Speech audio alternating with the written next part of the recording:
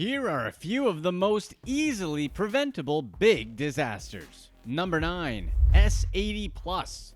The Spanish government found out the hard way how expensive a misplaced decimal in calculations can be back in 2013 in the construction of their S80 Plus submarine. The construction company had everything nailed down, or so they thought. While submerging the submarine was easy, the vessel had problems coming back up again.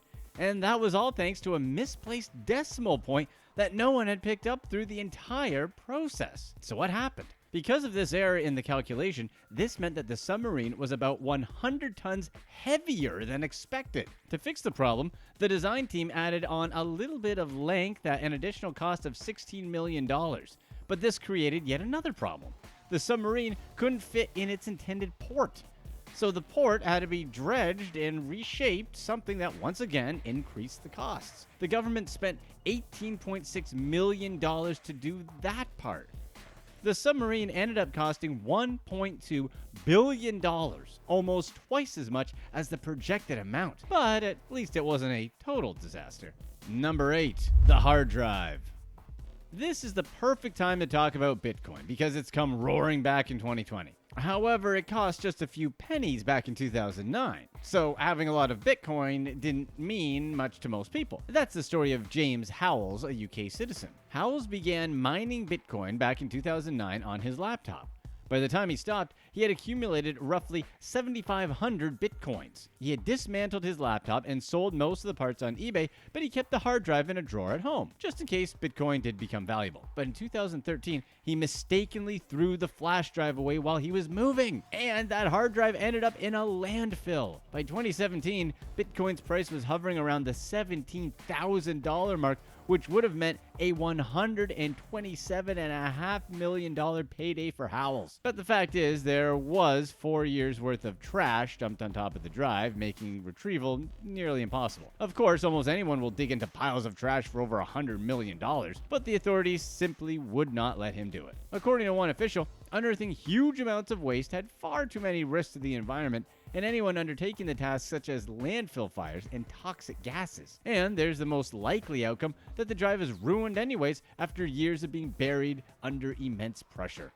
Number 7. El Faro.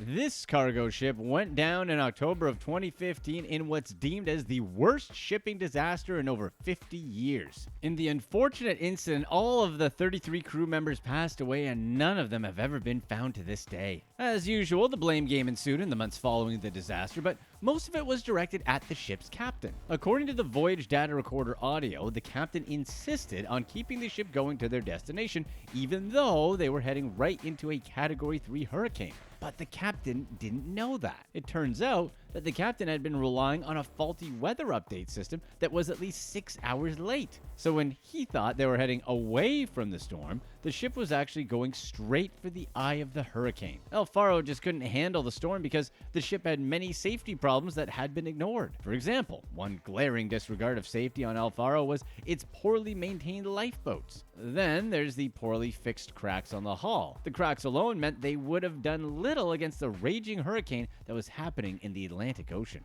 Number 6. Mars Climate Orbiter. The Mars Climate Orbiter was launched into space in December of 1998. This was just a few short years after the loss of the Mars Observer in 1993. That big loss prompted NASA to look into cheaper ways to do space exploration. So NASA came up with the much more conservatively priced Mars Global Surveyor and Mars Climate Observer and launched them into space in 1996 and 1998. But after just 9 months of travel, the $193 million Mars Climate Orbiter was already destroyed. And it was because of a simple, preventable mistake. It turned out that the software controlling the orbiter's propulsion had a problem with the units of measurement. The engineers at the manufacturer, Lockheed Martin, had expressed the propulsion force in foot-pound seconds instead of in newtons. That unit of measurement was customary with space missions. So when engineers at NASA received the info, they assumed calculations were already in newtons. This contributed to the orbiter flying at a much lower altitude in the Martian atmosphere. That essentially just destroyed it. A simple error in communication meant that $327 million went up in smoke. Number 5. Lake Peigneur. This is the deepest lake in Louisiana at 200 feet deep, but before 1980, it was just around 10 feet deep. What happened? Beneath the lake, there was a salt mine that was in operation since 1919. There was prospect of oil, and Texaco was doing exploratory drilling on the lake back in 1980, and they knew about the mine. However, a simple mapping mistake led the oil company directly above the salt mines. Their drill bit punctured the mine's roof, and that created a hole for the lake's water to flow straight into the mine shaft. Lake water rushed into the mine through the rapidly expanding 14-inch hole in the salt mine, with a force of 10 times that of a fire hydrant. 50 miners were racing to get out because of the rising water. On the lake's surface, the world's largest man-made whirlpool was forming. Everything that was on the lake at that time was lost in the sinkhole. A tugboat, a dock, another drilling platform, a parking lot, and a big chunk of nearby Jefferson Island got sucked into the abyss. Amazingly, no human lives were lost. Texaco had to pay a total of $45 million in damages for their miscalculation. That's around $142 million in 2020 dollars. Number 4. SNCF trains. With their revolutionary high-speed trains, the French do command certain respect in the world of trains. However, you wouldn't have expected them to make the rookie mistake of buying trains too big for the available stations. But that's exactly what happened back in 2014. The national state-owned company, SNCF, purchased 1,860 new trains that could not fit in a lot of stations around the country. Out of the 8,700 stations, 1,300 were found to be too narrow for the new trains ordered. It cost the French a little over 15 billion euro for the new trains, so obviously they had to make adjustments to the stations that are too small at a cost of around 50 million euros. But how did SNCF make such a mistake? Before the purchase, SNCF requested countrywide platform measurements from RFF, which owned and operated the French rail network. Yep, the national rail operators didn't give the national train operators the right measurements. RFF didn't take into account the different periods that stations across the country were built. For example, stations that were over 50 years old at the time were generally narrower than the newer stations. Millions of euros could have been saved by simply double checking the size of the rails by either company. Number 3. Costa Concordia. The Costa Concordia disaster in 2012 would have seen the greatest loss of human life in maritime history. Luckily, rescue operations swooped in quick enough and rescued most of the passengers. But the total loss was monumental. What happened? The ship crashed into a rock formation coming up from the seafloor. Interestingly, the area is known for the rock, so it was almost a done deal for the ship once it headed into these waters. In fact, the crew noticed the rock earlier on, but a language problem between the captain and the helmsman drove the cruise ship right into the rocks. The captain ordered a change of course, but the helmsman steered the ship in the opposite direction. The ship's owners, Costa Cruises, said the captain had made an unapproved and unauthorized deviation in course. He sailed too close to the island in order to show off the ship to the locals. This was something that was easily preventable if he didn't just sail without any help from the ship's instruments. The accident claimed the lives of 33 people, one of whom was a member of the rescue team. And since the accident was in a protected area, the ship had to be salvaged as a possible oil spill would have been catastrophic. The total cost of the whole disaster happening, including the cleanup and compensation of passengers, was an estimated $2 billion. Francesco Schettino, the ship's captain, was found guilty of manslaughter and sentenced to 16 years in prison. Number 2. MV Rena.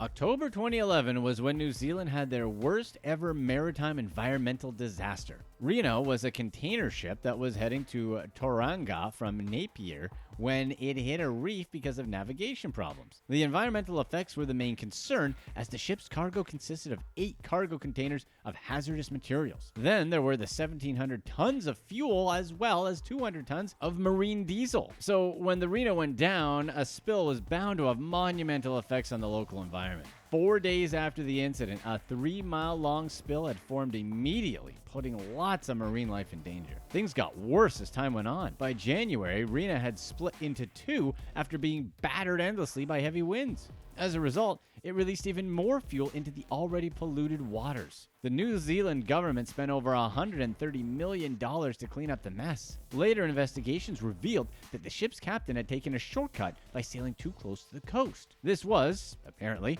to try and beat a deadline to reach the destination port. That clearly didn't work, and the captain and navigation officer had to each serve 7 months in jail. Number 1. Beirut explosion. On August 4th, 2020, Lebanon's capital city of Beirut was rocked by a powerful explosion. This explosion was so powerful that it registered as a magnitude 3.3 seismic event and most powerful non-nuclear explosion ever. The damage was far-reaching, with estimates placing it at least $15 billion. Up to 300,000 people were left homeless. So what exactly led to such a devastating blast? Well, no one quite knows how it happened, but it's known that a huge amount of ammonium nitrate was responsible for the blast. But what set it off remains unknown. Roughly 2,750 tons of ammonium nitrate was kept at a warehouse after it was seized from a cargo ship back in 2013. Manufactured as little beads that resemble cooking salt, ammonium nitrate is cheap to buy and usually safe to handle, but storing it safely and properly is key. Ammonium nitrate detonates if it's exposed to intense heat and pressure. According to port officials, they had made several court requests to have the ammonium nitrate removed. An audit in 2015 found that almost 70% of the bags were torn open with ammonium nitrate spilling out. Top political and security officials knew of the presence of the explosive substance for years, but for some reason, they ignored the requests. Here's what's next.